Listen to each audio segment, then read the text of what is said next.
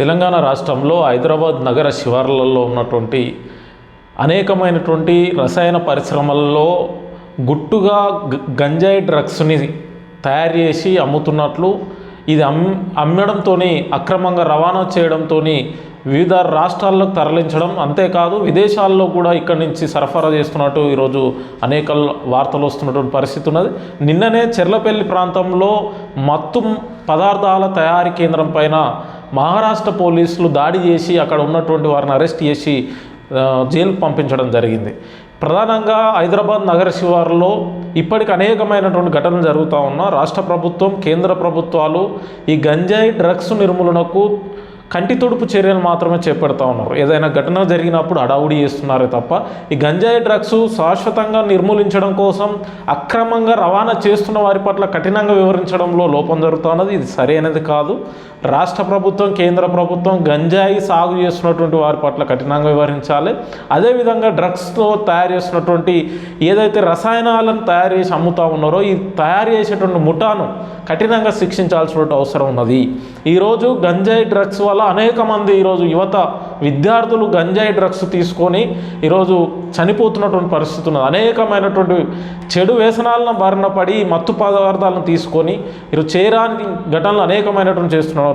హత్యలు, దౌర్జన్యాలు చేస్తున్నటువంటి పరిస్థితి రాష్ట్రంలో ఉన్నది.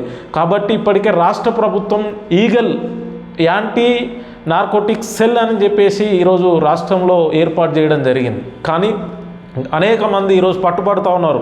ఈ మధ్య కాలంలోనే నల్గొండ జిల్లా చిట్యాల మండలంలో గంజాయి తరలిస్తున్నటువంటి వాహనాలకు ఎస్కార్టుగా ముందు వరుసలో వాహనాలను పెట్టి వెనక వరుసల్లో గంజాయిని తరలిస్తున్నటువంటి ఆ మాఫియాని పోలీసులు అడ్డుకుంటున్నటువంటి క్రమంలో పోలీసుల పైన దాడులకు తెగించి దాడులు చేసి వారు తప్పించుకున్నటువంటి పరిస్థితి ఉన్నది.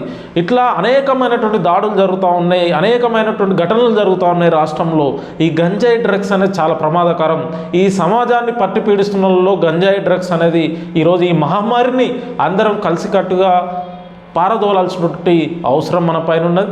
ఇప్పటికే ఈ నార్కోటిక్స్ తయారు చేస్తున్నటువంటి అదేవిధంగా హైదరాబాద్ నగర శివారులో ఉన్నటువంటి అన్ని రసాయన పరిశ్రమలని నిరంతరమైనటువంటి తనిఖీలు చేయాల్సినటువంటి అవసరం ఉన్నది. పోలీసులు అదేవిధంగా నార్కోటిక్స్ టీం ఏదైతే ఉన్నదో ఈగల్ టీం రెగ్యులర్గా తనిఖీలు చేసి ఈ డ్రగ్స్ను తయారు చేస్తున్నటువంటి కేంద్రాలపైన చర్యలు తీసుకోవాల్సినటువంటి అవసరం ఉన్నది.